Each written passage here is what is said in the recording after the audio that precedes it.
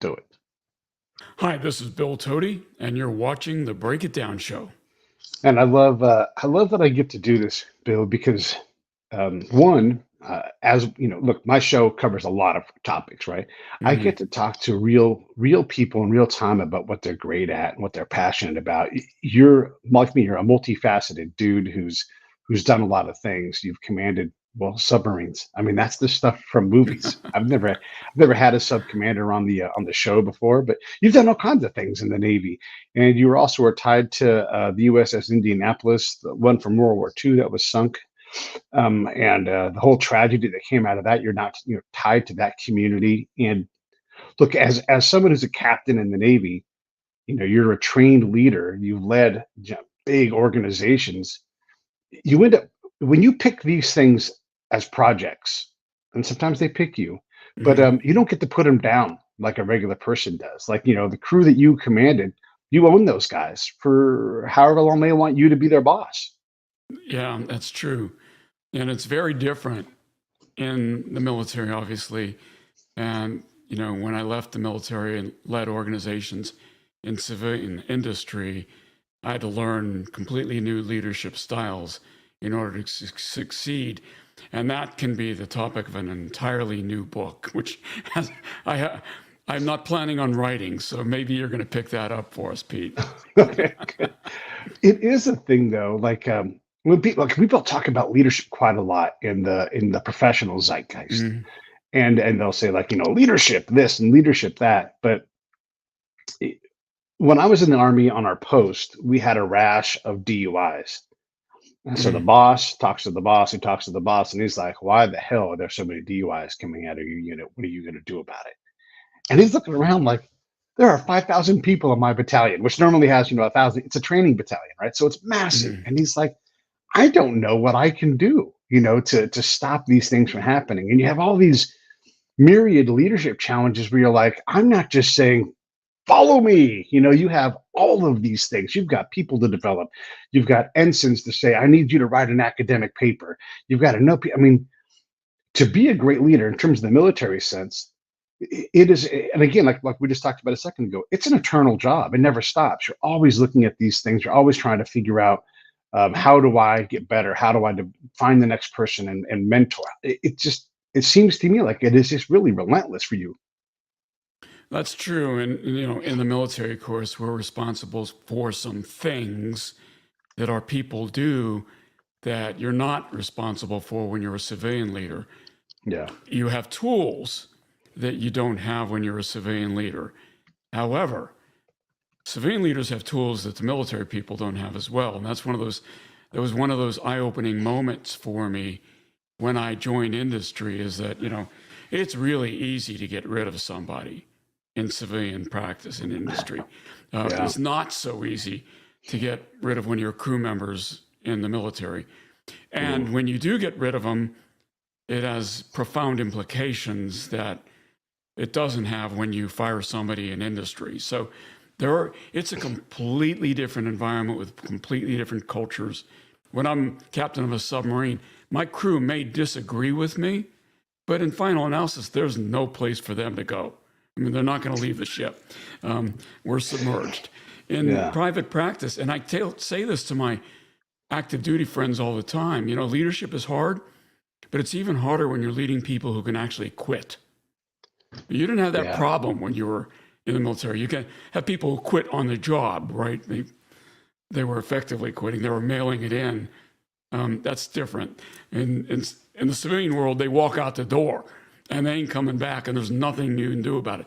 So it requires completely different mindset when you're a civilian leader than a military leader. And many times when military leaders fail in civilian industry, it's because they don't get that. They never figure that mm, out.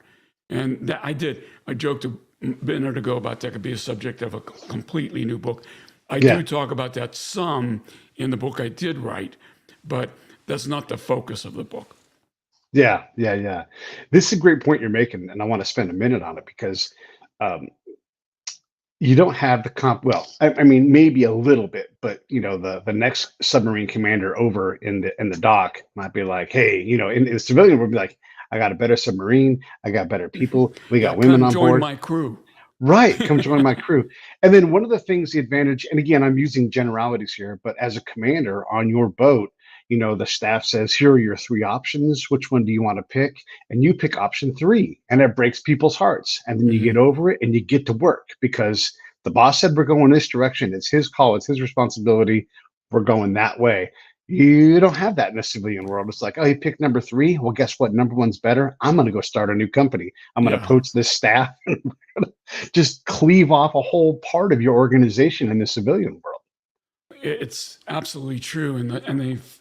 There's this book that I didn't write called "What Got You Here Won't Get You There." And the Okay. premise of this book is a great book. The premise of the book is that the more successful you are in your prior life, the more potential you have to fail in your future life because you believe that the causes for your success in your prior life are going to be germane to what you do in the future, and oftentimes it's not. And you get this mental attitude that I've always been successful, I'll always be successful, and you end up falling flat on your face because you're in a different environment with different culture, with different business drivers, and a different team, and it just completely falls apart. When I was a brand new civilian manager, one of my first assignments, I was given a training assignment to help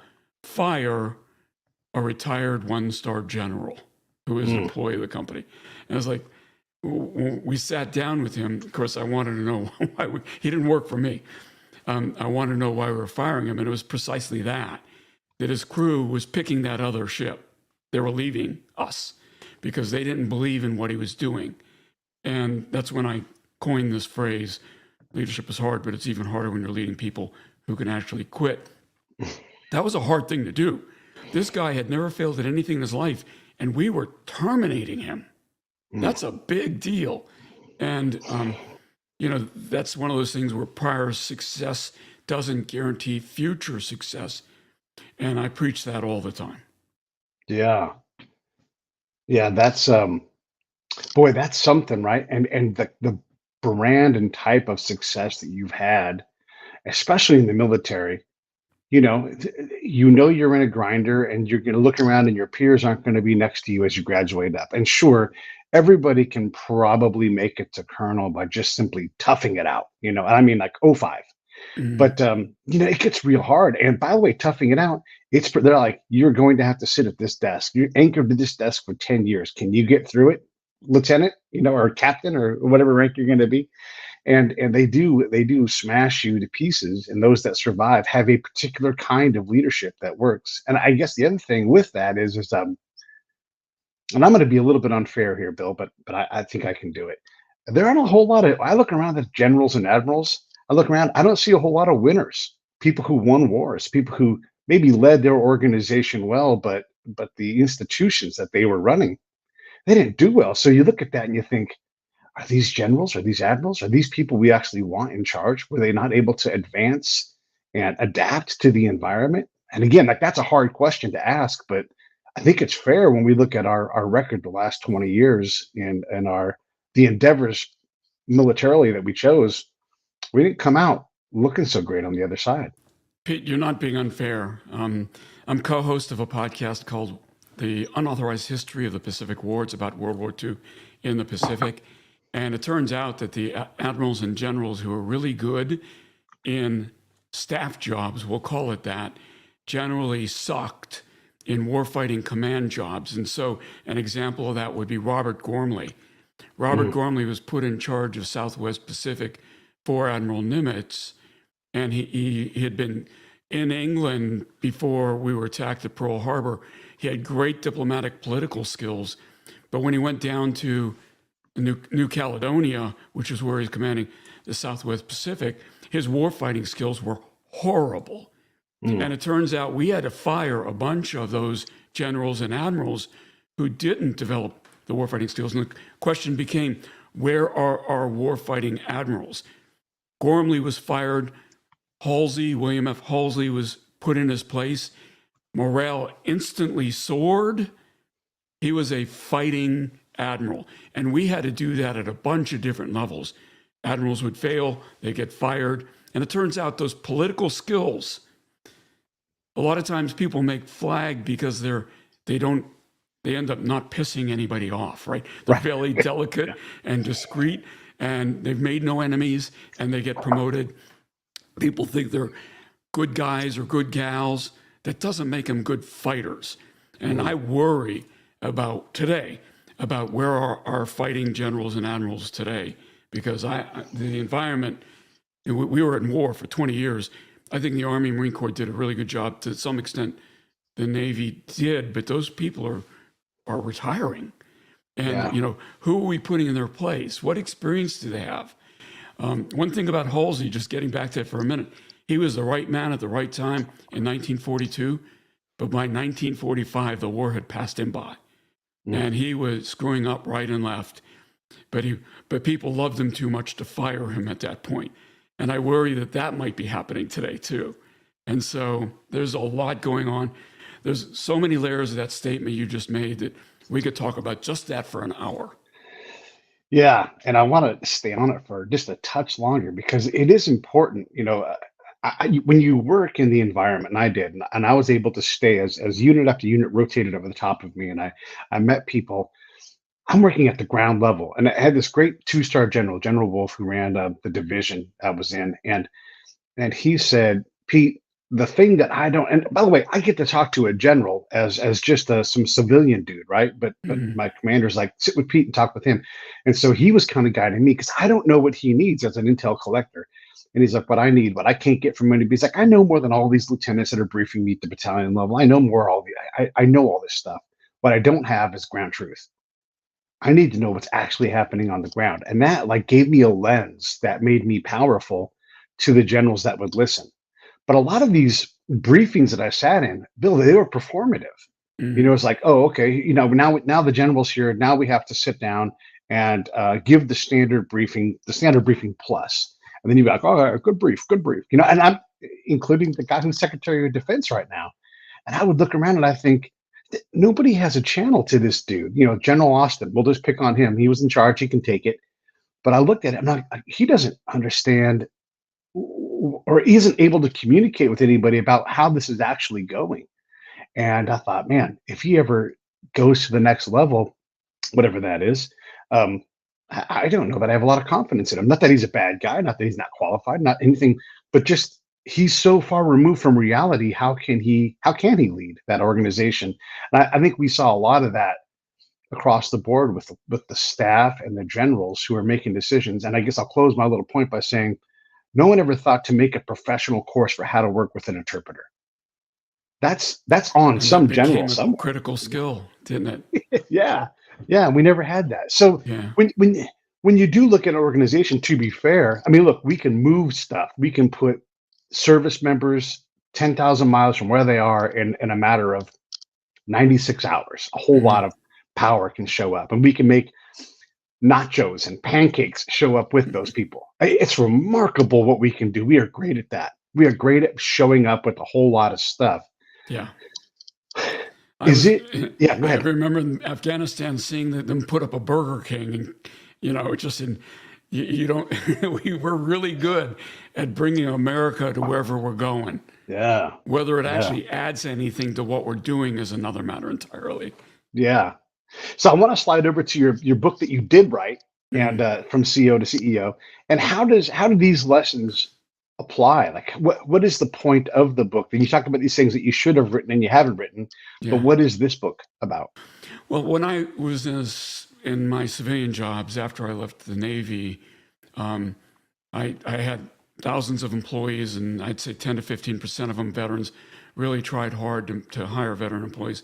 And I noticed over time that too many of them either left after just a couple of years. I think the statistic was 65% of the veteran employees were quitting their first job within 2 years of joining industry. Yeah. And others were just failing and getting let go because they weren't doing well. It became, systemic. And so you try to do what you can by counseling one person at a time.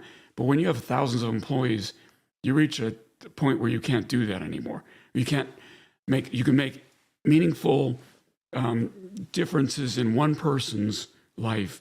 You can't make meaningful differences in hundreds or thousands of people's lives because you just don't have the bandwidth. So it became clear to me I needed to write this stuff down. And I started thinking back from root cause. I'm a Navy nuclear engineer, right? We always think in terms of root cause. And it starts with the transition training that you took when you got out of the Army, I took when I got out of the Navy. You look at what they're really trying to do with their transitioning veterans, and it could best be described as they want the transitioning veteran to feel really good about their military service and to believe that their service is completely translatable to industry. It starts there because it turns out not so much. It turns out that not only are there many skills they learn in the military that aren't helpful, there are many skills they learn in the military that actually might be harmful to their civilian success. So failure to tell them the truth when they're getting out. And I'll give you an example. When I was leaving the service, my transition instructor said, well, Bill, all your future employer wants from you is good leadership. Now, everybody who's leaving the military thinks they're a good leader. So if that's all they want, we're really happy, right? We got it. Hey, we're going to succeed because we have the one thing they want. Yeah, not so much. You know what? That's not even true in the military. If it was true in the military, I could take an infantry battalion commander, and if all you needed was good leadership, put him on a submarine in command, and he would do just fine. Right. As it turns out, you actually need to know something about that submarine that you're commanding to succeed in that position. It's equally true in industry. No amount of good leadership is going to help you succeed if you don't know what the heck you're doing. So that's the kind of example. I call that one the great lie, because they tell it to every veteran when they're transitioning, and it's a lie. Oh my gosh. It is such a problem. You're right about that. And oh my gosh, yeah. And the things that worked, right? Like the things that worked for me when I was in the Army, allowed me to be in the Army like highly developed and educated, and I was able to self-develop and everything else. Boy, those things did not translate in a very conservative industry like insurance, where I transitioned into. But they're like, what do you mean you read all of these books in this series of insurance books that, that we all read and put these letters behind our name? And I'm like, well, I mean, I figure we'll just read them at some point, so I may as well read them now. Yeah. Well, isn't that the TTP? Isn't that the doctrine? Isn't that our pub? Aren't we supposed to read our publications and follow it verbatim? Yes. Well, maybe not so much, right? Another bit of advice I got when I was early in my civilian career was from my boss, who said, Bill, you military guys have trouble with ambiguity. You need to learn how to live and succeed with ambiguity. And it's like, what? You mean it's not all written down in a procedure somewhere? No, it's not. It's not a chain of command. It's an organization chart. And you can't let the organization chart cause you to fail, because if you do, you're going to get fired. So don't blame the chain of command, because there ain't one. And so things like that really had to learn hard. And it all ended up in the book. One of the things too that I've discovered is, look, I was an E5 when I got out. I always worked above my grade, and I was definitely had room to grow within the military, but no one took the time to develop me. So I had a master's degree that the Army said, hey, you can get a master's degree. So I did. So you got to imagine a guy with a lot of field time, an E5 working constantly above his grade with the master's degree. Right. You'd probably become an officer if you wanted to. Easily, right? And when I went back into the military and the reserves, they're like, we're going to direct commission you, but no one could bother to help me do it, right? And so you have all this capability in one person. We'll just use me as an example. And when I took myself to market, first off, like even still, like Google will say, hey, the company will say, put your MOS in this machine and we'll show you jobs that you can possibly have. There's no way to do that for counterintelligence. There's just no way, because there are too many jobs. It'd be like you, like, oh, well, I'm a Navy captain, and they're like, well, I also have all these other skills. I've been a staff officer. I've went off to foreign countries. That can't be defined in a little code that identifies what your specialty is. And so I never found a home in the civilian world where I was appreciated for what I might become or do for that company. I was always looked at like you're a commodity, you're at the bottom rung, and I'm like, but I'm not at the bottom rung. I've done a Mhm. lot of things that are valuable here. And so to translate that now with all of the robots stacked in between the job seeker and the person who's desperate to find someone like me, the Yeah. distance is greater than it's All it's doing possible. is keyword matching those robots. Yeah, and you Yeah. have to know their keywords. Hmm. Yeah. It's a Well, that's crazy all. thing. Those are all great points, and I do talk about almost all of that in the book. But the point is that what really needs to happen is somebody finally needs to give our transitioning veterans, and I've become known as the tough love guy, right? Mm, I'm going to tell you them the way it is. They may not like hearing it, but if they listen, they're going to have a much higher probability of success than they would mm. just swallowing the pablum that the DoD gives them as they're walking out. Yeah, yeah, yeah. And really, I would say from when I went through TAP, don't, I mean, that's a resource, great, but go find your own resources. There's a lot of people desperate to solve this problem. How does the CEO to CEO, how does that high ranking guy who slides over into some kind of management position, whether it's C-suite or just below it, how do they fix that part of the problem? As a leader, how do I get these military people up to speed that are going to come in? I want to target these guys. I want to do a better job than the last guy did. How do they do that? Yeah, so what I tell people is even if you're 45 getting out after 20 years active duty, if it's your first civilian job, you may be compared with that 24-year-old who's straight out of college, right? Yeah. So you need to get your mind right, calibrate your brain. You're a Mm, second lieutenant all over again. If yeah. you don't understand that and come at it with that attitude, you come in thinking, I'm an '06. I was a submarine squadron commodore. Yeah, you're probably going to be whatever job you get. That'll be the last job you have in industry. You'll stay there forever. You need to come in with a learning attitude because you don't know anything about how to succeed in this new environment. And so Mm, if you come in with that, I call it informed passion to learn, that those three attributes, yeah. informed because they don't want you to forget what you learned overseas, at sea, whatever, in the field. They want you to remember that stuff. Passion because they want people with fire in the belly, Yeah. even though the mission may not be self-actualizing like defending the country is. It may be, getting a new model of car delivered or something like that. Right. Maybe not quite as self-actualizing. They still really want that passion, fire in the belly, and then to learn. They know that you're not coming into that job knowing how to do it. If you pretend you know more than you actually do, you're going to end up looking like a fool.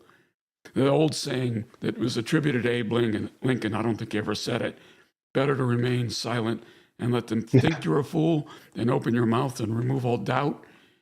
It's a good saying, even if Abe Lincoln didn't say it.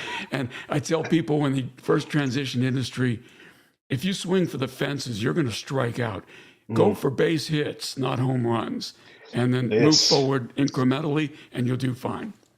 Yeah, you can make the Hall of Fame by stacking base hits all the time. Just like, can I Absolutely. get this thing done today? No, I love that philosophy. And every now and then you can swing for the fences, but know what you're swinging for, know what's coming. And there's this great post on LinkedIn right now, and it's two kids playing soccer, and it's a penalty kick, and the goalie's ready, and the kid comes up and he spins backwards and he heel kicks the ball in the opposite direction that the goalie dives. It's like, well, okay, great. That's a great example of a Yeah. kid doing something that's probably overly tricky because you're supposed to make that kick, gosh, 90% of the time. And the real hero in this example is the goalie who's up against all of the odds and has to make a decision and is reading something and most likely is going to fail. But once they touch that ball and they knock it out, or if the kicker fails, that's the hero of the story. And so we often get trapped in these uh just like simplified versions of like, oh, that kid was tricky when he kicked the ball, isn't that clever? That's what we got to do in business. Like, how about making that goalie 5% better through your leadership? Yeah. Whatever that's going to be. So there's always perspectives that change how we see things and really give us insight instead of like the first glance of like what's important here. hmm Well, the deception element that you allude to with that, kicker, head faking the goalie, jumping in the wrong direction, there are analogs to that in industry all over the place, and so that's germane from that standpoint as well. Yeah. Yeah. But you're Yeah. right, getting performance. A company would kill for 5% better margins, figuratively speaking, of course, Yeah. Yeah. for 5% better margins. So getting 5% better performance out of your employees that might result in those 5% better margins, that's absolutely crucial. Question is, of course, how you're going to do that.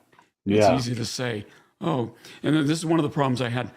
I didn't want to write the book. I was very happy to find a book that did what I needed it to do and then tell every one of my applicants to positions in my company, before you come for your interview, read this book. I would have been very happy to do that.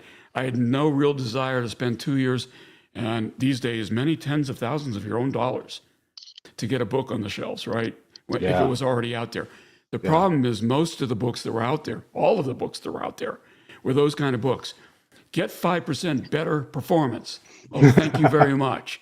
How am I supposed to do that? Right? Yeah. What are the steps? Yeah. No, it was useless, advice. It had nothing to do with the real world. And so I said, okay, we're going to make this very, very practical. Yeah, man, I love that. These are the skills. Like in my world, as a spy, as a counterintelligence agent, they always talk like establish rapport and then build trust. Mm-hmm. Okay, where's the pamphlet? Where's the FM? Where's the regs? How do Yeah. you do that? Where's the NCO that's like Turner, and barks at me and corrects me?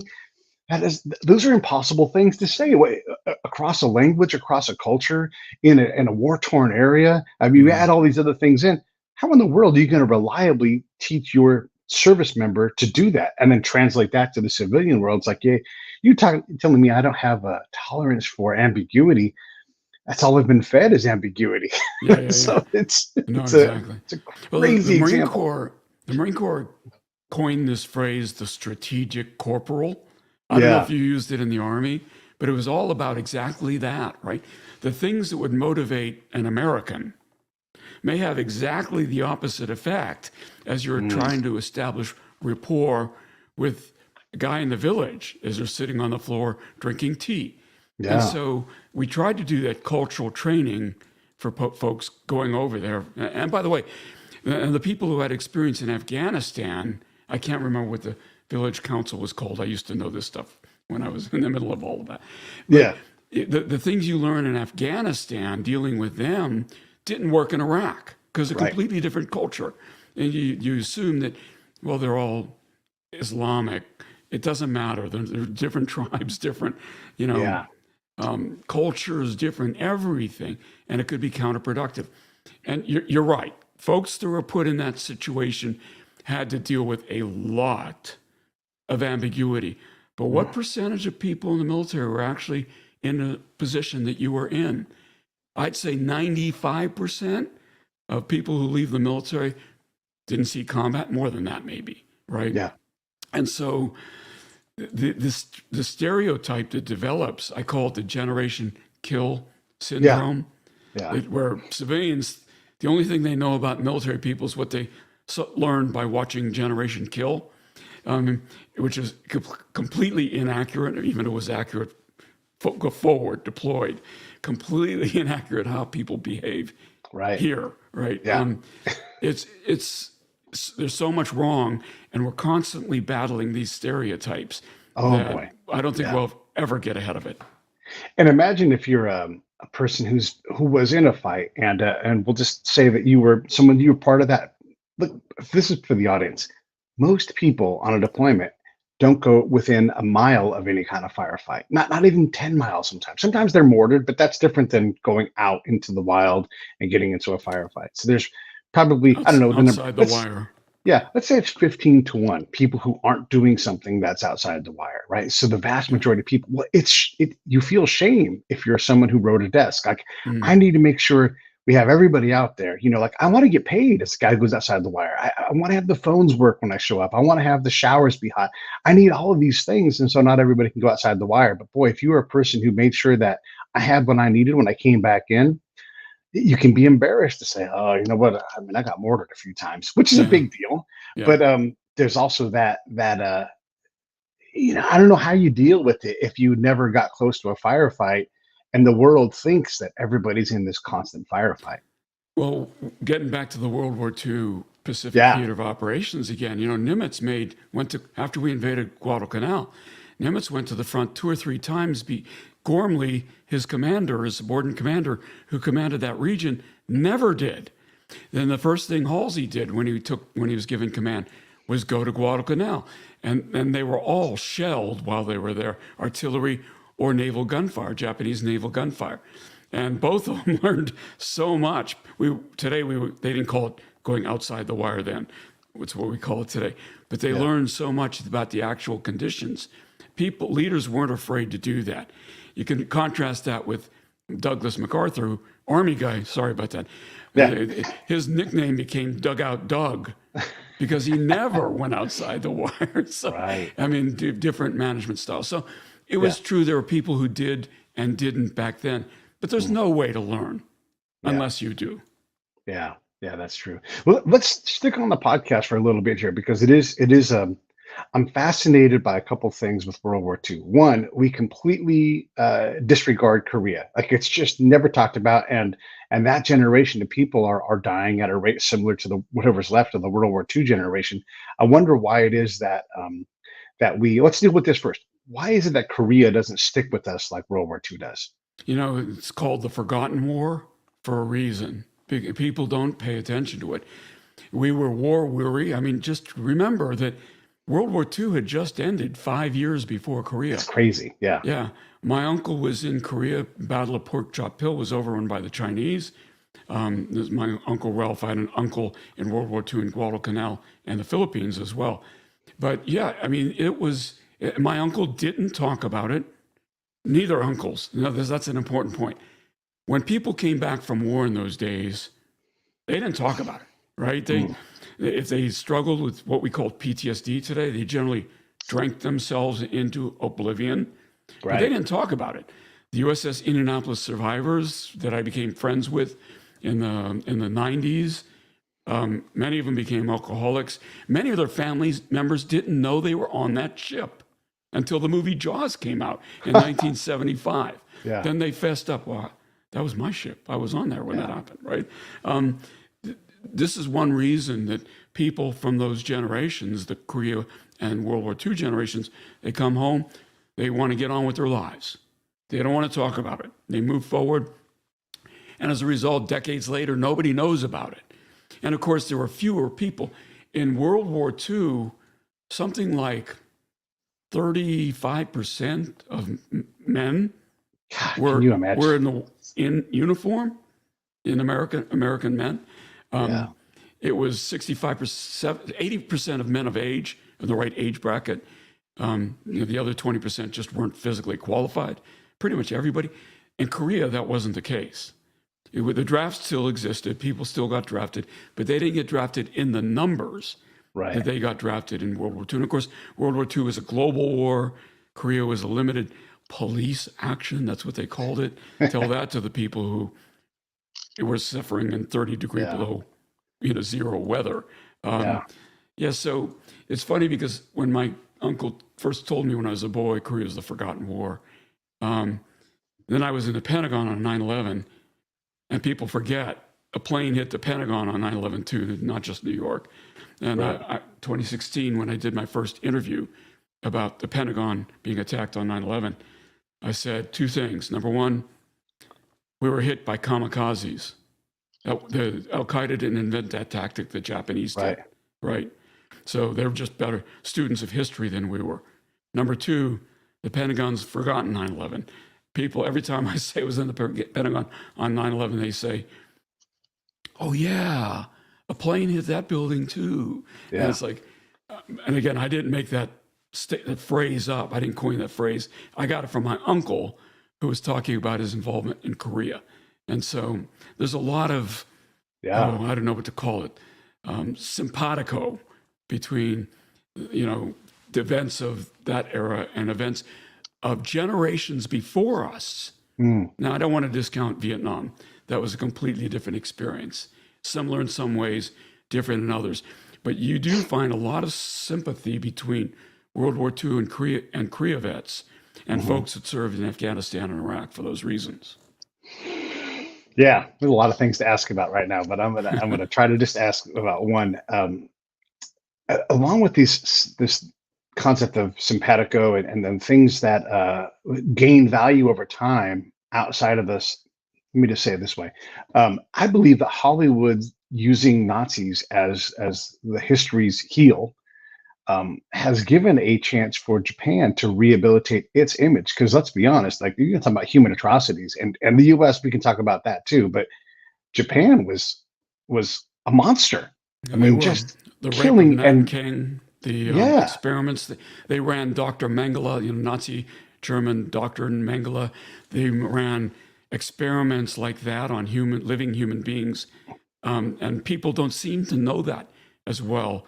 You know, of course, the Holocaust eclipses right, everything in the conversation. But they were both horrible, and both of those countries affected millions of lives in very right, negative ways. yeah, Um, there are people who have asserted that since the Japanese were acting against Chinese racism, anti-Asian racism, is why people have kind of sublimated that whole mm, narrative in the West. I don't believe that. Um, I do believe, though, we need to talk about it because it's true and it can happen again. yeah, yeah. Wait, and the guy who co-founded the show with me, he's Chamorro, right? So he's from Guam, and we had Woody Williams on the show. Woody Williams is a Marine. He I knew was the Woody very last, well. He was a good friend. yeah, You and he know, was an Medal of incredible Honor dude. recipient from Iwo Jima. The last World War II Medal of Honor recipient to survive, and he was part of the liberation of Guam. And John couldn't get through the introduction of that show without choking up. Yeah, That's how much it means. And with that comes a lot of distaste for Japanese culture and history and mm, people, you know. And look, again, we've somehow managed to get through it, but is it because we've ignored it? I don't know. And that it always yeah, fascinates me because there was a lot of there was a lot of genocide yeah. on the hands of the Japanese, and Well, for it's weird, decades, the Japanese owned up to its history, its past, and really, in their own way, they were contrite. mm, And then, of course, there's this growing nationalistic movement in Japan that emerges every few years and then is sometimes suppressed and then emerges again. That yeah, basically claims that they didn't do anything wrong in the war. They were forced to do what they did. right, And that is a dangerous narrative.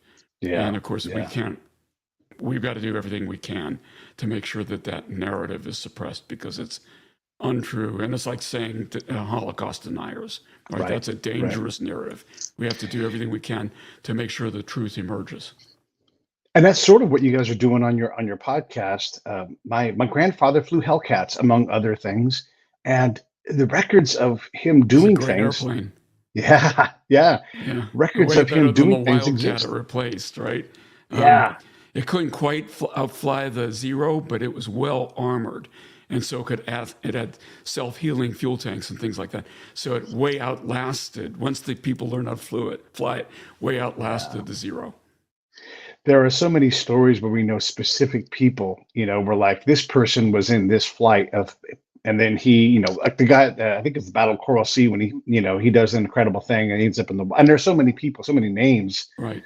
but standing right next to that guy or flying next to that dude or whatever it is, standing on the Mm, deck, you know, the guy who helps put the fire out that allows the ship to self recover.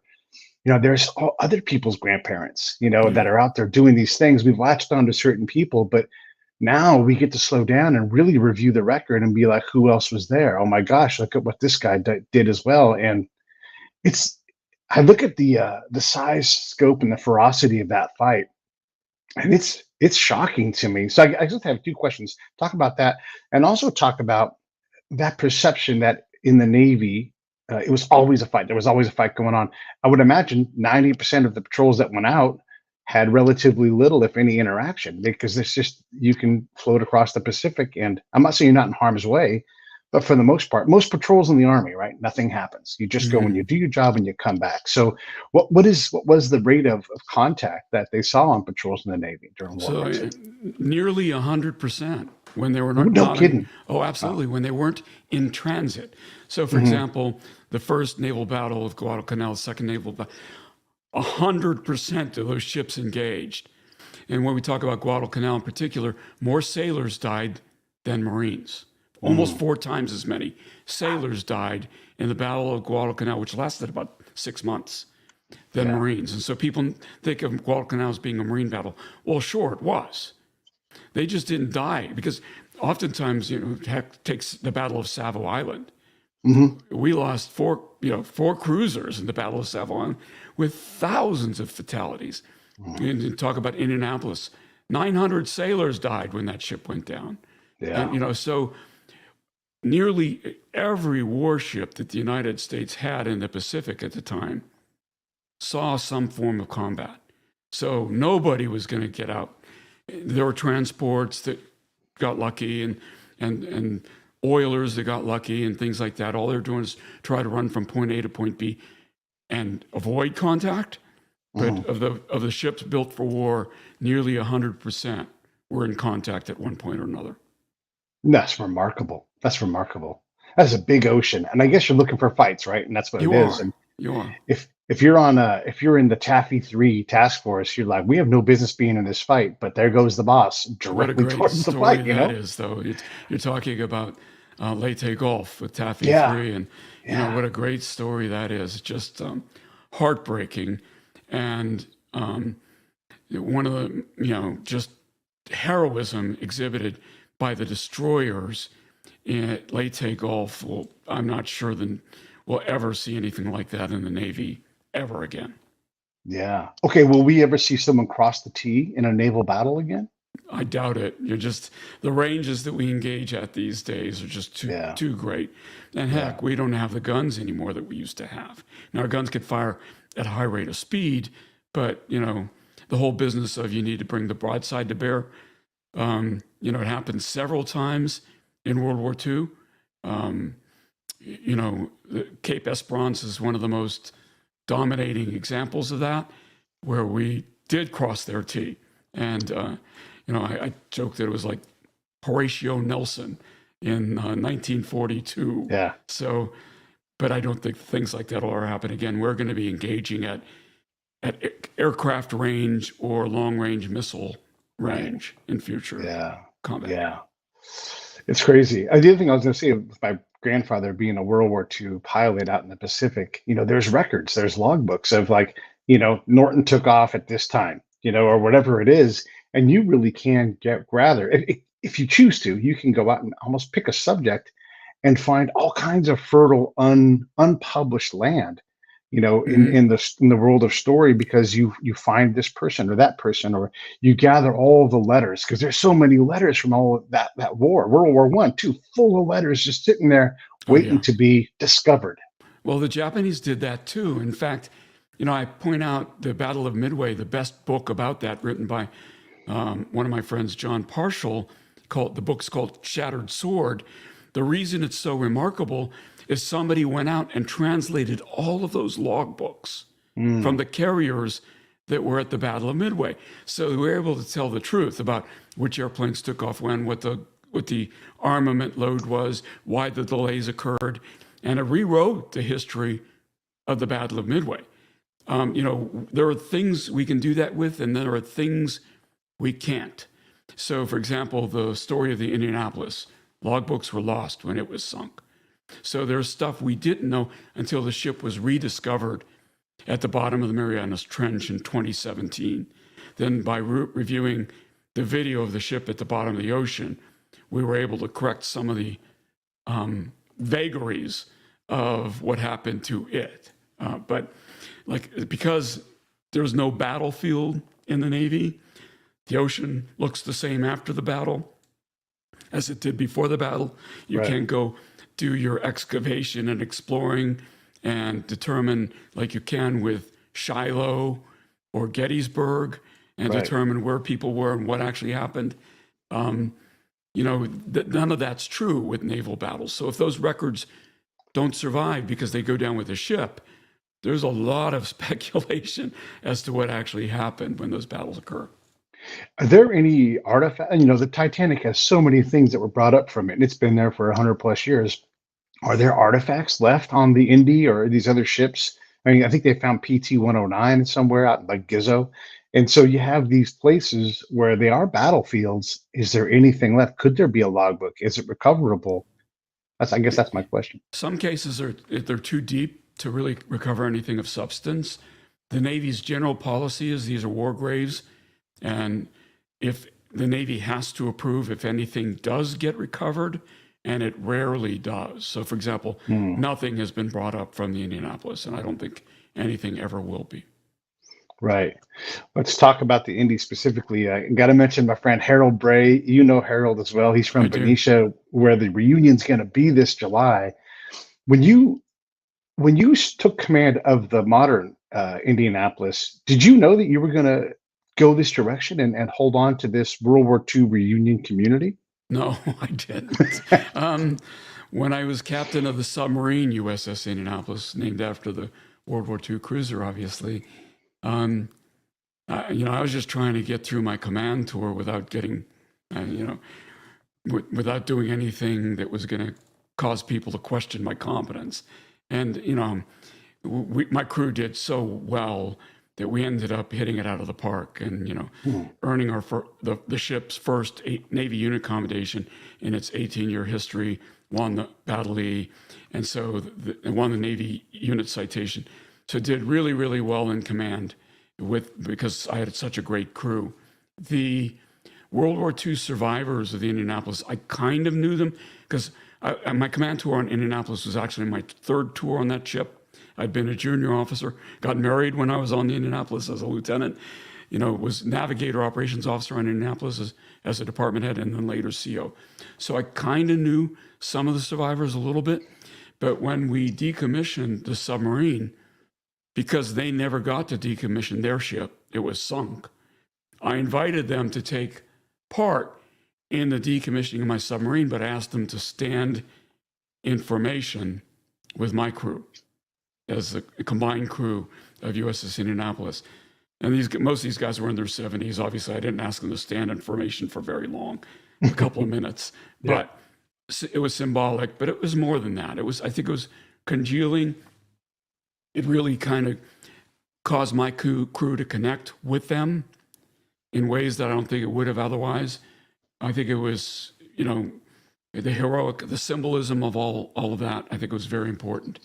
It was actually after the ceremony at the decommissioning kind of reception that the crew members of the cruiser asked me to get involved in the exoneration of their captain because they had been sunk by a submarine. I was a submarine captain. They kind of guilted me into doing it. I didn't look forward to it because I was afraid that I wasn't actually going to be able to help. But what do you say when you're asked by guys like Harold to do this? So I told him I kind of reluctantly agreed to help. What I ended up doing that actually was helpful, I think, was modeling the torpedo attack of the Japanese submarine in a way that modeled various zigzag patterns that the cruiser might have taken. Because, of course, what McVay was court-martialed for was failure to zigzag, to simplify it. Okay, and it was actually hazarding his ship by failing to zigzag. So the question became, the premise of my investigation became, okay, let's say he was zigzagging. Would that have prevented the ship from being sunk? Because if it wouldn't have, then not zigzagging didn't hazard his ship because they were hazarded in both situations, whether he zigzagged or not. And so we were able to do what's called Monte Carlo type analysis, which is statistical analysis, using various zigzag patterns to demonstrate that even if he'd been zigzagging, he had over 95% probability of getting sunk. And that made sense to me on a kind of intuitive way because the whole tactic of firing a salvo of 6 torpedoes was designed to against zigzagging targets. Right. So that's what the Japanese submarine did, is they fired a salvo of 6 torpedoes. And what my analysis proved was that one of those torpedoes was going to hit, regardless of whether they were zigzagging or not. Now, that isn't something they could have done in 1945 at his court-martial, because we didn't have the computers to do the modeling. So, you could say that I contributed in that way, and in fact, the exoneration came through after the modeling was done. There were a lot of other players in that whole process. I don't want to take more credit for it than I deserve, Sure. but we did get the exoneration through, and I had the honor of entering the exoneration language into Captain McVay's service record in May of 2001. Now, of course, your listeners may not be aware that the survivors had begun their campaign to get their captain exonerated in 1960 at their very first reunion.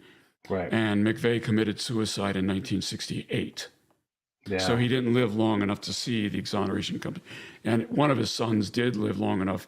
The other son didn't. He died right before the exoneration was passed. And so that was sad, because I knew both sons very well. And I was heartbroken by the fact that both of them didn't live to see the exoneration happen. This stuff is still a living history. I mean, there's Harold remains, right? He's the last one. He's the And last so, living survivor. yeah, it's remarkable. And then you have, the sons of all of the people that were the survivors. So this is something that, even though it was probably impossible in 1960, and it took 40 years to get there, it is forever now that he has been exonerated. And thanks to you and everybody else who fought that fight.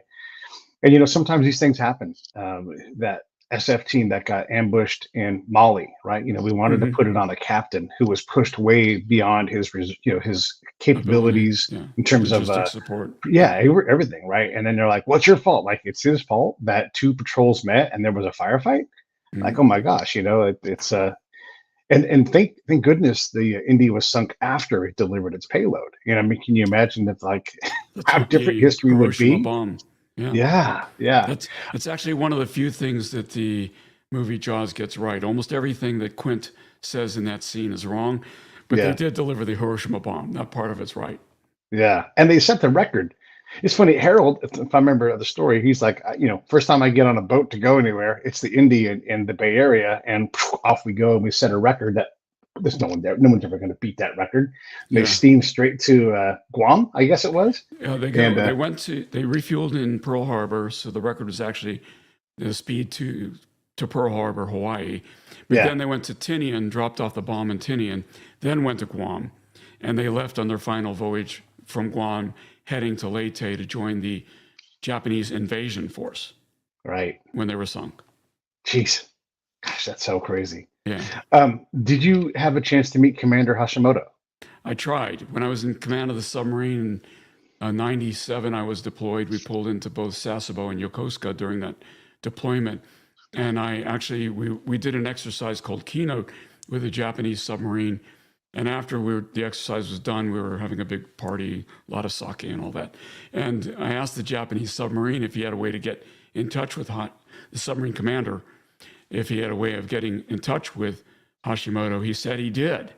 And I said, well, I'd love to meet him. I'm willing to go down to do whatever I need to do to go meet him and just have a conversation with him, because he did speak some English. And so the guy said he would try. Couple weeks, we went back out to sea, came back a couple weeks later, and I tracked the submarine CO down, and he said, no, he doesn't want to talk to you. Why not? I'm a submarine captain too, just like he was, right? Why would, he doesn't, the Navy didn't believe me then, why should they believe me now? That was kind of what they told me. I don't know what he actually said. So I was very sad. Now, his granddaughter is an American, moved to the United States, lives up in Illinois somewhere. And she came to an Indianapolis reunion, I think in 2005. And it was kind of funny because survivors asked me, at this time I'm still an active duty captain. Survivors say, well, she's offered to come to the reunion. What do you think about that? And I said, it doesn't matter what I think about that. What do you think about that? Would Yeah. you want her there? Yeah. And there, and so they said they did, and she came, and she's been a great friend to the crew. It's kind of one of those weird sequences of life. You just can't make Yeah. this stuff up. Is there a mirror reunion for the crew of that sub that sunk the Indy? Not that I know of. No. Yeah. Because after the war, the Japanese military folks, submarine, whether Navy, Army, kind of shrunk into the, Right. into the wherever, faded into the dusk, and didn't really stand out. Now there's some remembrance ceremonies of the honored war dead, but the living folks didn't do too much. That kind of. Now they did start doing coming to Pearl Harbor for reunions, and I went to several of those during my active Yeah. duty time because all my operational tours were out of Pearl Harbor except for XO. So, that was kind of, Yeah. I guess, congealing, helpful in a way, healing in a way. But I don't know that the submarine ever got together. Why? If you were to ask the common person if they know anything about naval U.S. World War II history, maybe they can come up with the Arizona and probably the Indy. Why does the Indy stick, and how much of a role does Jaws play in that? A huge amount that Jaws plays in it. Not only did it bring the story to the forefront of American psyche, Mm. but it also allowed the survivors, most of whom were very reticent to talk about their experience. When the movie came out, I would say most of them opened up where they had not been forthcoming before that. Mm. So it was to some extent healing as well. Now Mm. they had a reunion 60, 65, 70, and they were doing the reunions every 5 years, then later every 2 years, and later as they were dying away, it was every 1 year. But most of them didn't say a word to the public. They talked to each other, but to the public until that movie came out. So I think that's a big deal. The other aspect of it, just from a logical standpoint, is the Arizona and the people will say the Arizona and the Missouri are the two bookends of the war. No, the Missouri just steamed into Tokyo Bay, and it's where the peace document was signed. So from that standpoint, yeah. And having it in Hawaii, in Pearl Harbor today, next to where the Arizona sits, is very symbolic, and they're bookends from that standpoint. But from the loss standpoint, the first ship was the Arizona with that kind of massive loss. And the last ship with that kind of massive loss was the Indianapolis. So they are bookends from that standpoint. Yeah, it's an interesting thing when you think about. Well, one, so Billy the Kid was discovered, quoting fingers, discovered in the same way where a writer is like, well, who is this kid? Let me tell this story. Billy the Kid was dead and forgotten Long ago, yeah. until he was resurrected by this reporter. So here's this movie that brings something back. There must be other naval stories like this that are heartbreaking. We just haven't discovered them. Well, the Juno, which is the ship that the 5 Sullivan brothers were lost on Mm. when it was torpedoed by a submarine. It was a bad luck ship. It was torpedoed twice, once by a destroyer, once by a submarine, in exactly the same spot in the hull. And so it might have survived the destroyer's torpedo if the submarine torpedo hadn't hit it exactly in the same spot. Those guys, there were 100 went into the water, only 10 of them survived after 10 days in the water. So we talk about the horrific nature of the Indianapolis survivors spending 5 days or so in the water before they were rescued. The Juno survivors spent 10 days in the water. And two of the Sullivan brothers survived the sinking. And both of them died in the water after the ship was sunk. So that's a horrific story that America hasn't, quote unquote, discovered. But there's so many. You mentioned, Taffy 3 and Leyte Gulf earlier. Those stories haven't been discovered. So many of them like that in World War II that are just the Battle of Savo Island, I mentioned earlier, that are just so remarkable. Yeah. Many of these battles, Tarawa, Guadalcanal. The land stories have been told, but the naval stories haven't. Yeah, and I don't want to take all your time. Do you have like 5 more minutes for me? Sure. Like when I ask something. Yeah. Okay, so there's all these great quotes from commanders. We'll just stick with the Navy, but they just seem to say and take the action in the moment. And I'm thinking about the dude from the Navy. Gosh, what is his name? I'll think of it in a second here. It's a remarkable story. It's also lost. I'll look it up here while you're talking. But the that thing, that in harm's way, that nature. Not everybody has that. We all believe we'll stand up when the standing Mhm. is needed, Mhm. but you don't know that. And then to have that elan, that something, and to say, damn the torpedoes, or whatever the line Mhm. is, Very good. Yeah. where does that come from? Like, how does someone call up that courage? Taffy 3 going after a Mhm. fight that it's not supposed to win. It's a welterweight against a heavyweight, and they're Yeah. like, yeah, that's all right.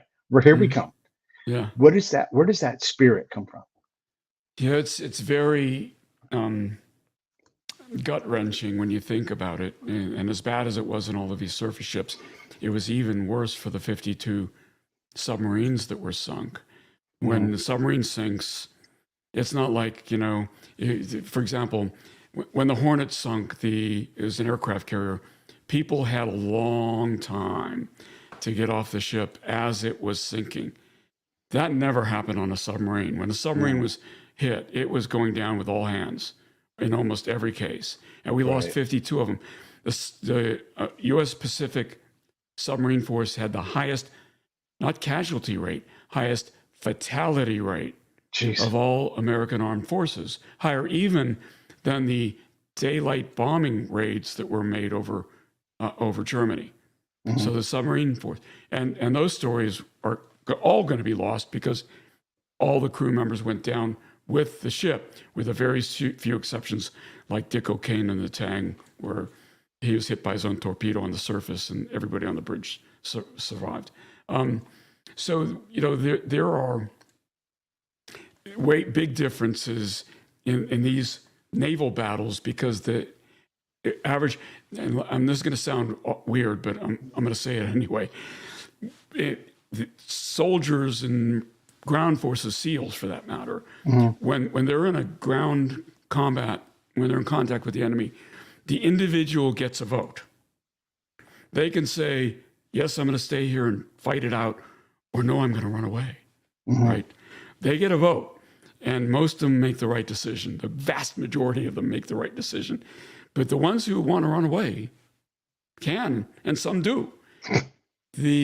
That's not possible in naval battles. The crew members do not get a vote. The captain makes the decision. And when the captain's dead, the next in line makes the decision for the entire crew. And when that submarine goes into a fight, knowing, in fact, certain submarine captains, Mush Morton, for example, said, the Wahoo is expendable. Before they went into battle, that was his motivation speech to his crew. Who would say that? We are expendable. He said that to his crew. And if you want to get off the ship, they were in port in Australia at the time when he said it. No one will think bad of you if you elect to get off, but you got to get off now. Next hour, I think he gave them. Yeah. And nobody left. Nobody left. And of course, they ended up getting sunk in La Perouse Strait with all hands. Jeez. Yeah. And so, including Mush Morton died on that submarine. So who knows where this courage comes from? To some extent, you could say the crew doesn't have a choice. They're going where the captain decides to go, but they do have a choice. 100% of submarine crews are volunteers. Nobody's drafted into submarines. So when you volunteer for that submarine duty, you volunteer. You don't have to volunteer. Yeah. So it's all I could say is it's great that we have men and women who have the courage to do these things even today. The name I was trying to think of is Will Cushing, who doesn't quite graduate from the Naval Academy. He gets basically kicked out because he's such a rapscallion. But he is he's got a statue It's a there. good I word, love by this the way. story. Yeah. And he's a guy who's like, he's you talking about Napoleon and audacity. He's like, yeah, I'm going to go do this. And by the time they realize I'm coming to do it, it's going to be dead. And you're going to be sorry that you didn't see me coming. What an Yeah. amazing guy. But he's at not only the back end of his naval class, he got kicked out right before Yeah. graduation. And Yeah. somehow he had this remarkable, there's a great book about him called The Civil War Commander, written for a friend of mine through the show. And it's just remarkable that the Navy collects these people that are barely able to stay in the Navy, but thank God they do. Yeah. Oh, absolutely. I mean, you can make that statement about a lot of people that became, in fact, some of the best submarine commanders were Naval Academy football players who barely graduated. But in combat, my God, they were good. Yeah. Well, listen, I appreciate you coming on the show. I'm hoping that everything works out, and I'll be there in Benicia for the reunion of the Indy. I always want to get time with Harold when I can steal it. Yeah. And thanks to for Debbie for Well, hooking us up, and for Jim you for always bet. being a great resource. But thanks to you too, man. I appreciate it. Anything in closing before you wrap it up? No, I mean, these folks that we spoke about today, whether it's World War II, Korea, they are dying in rapid numbers. And we need to thank them and memorialize their stories before they're all gone. So thanks for what you do, Pete. Look forward to meeting you in Benicia in person. Yeah, for sure. Okay, stand by 1 sec while I wrap this up.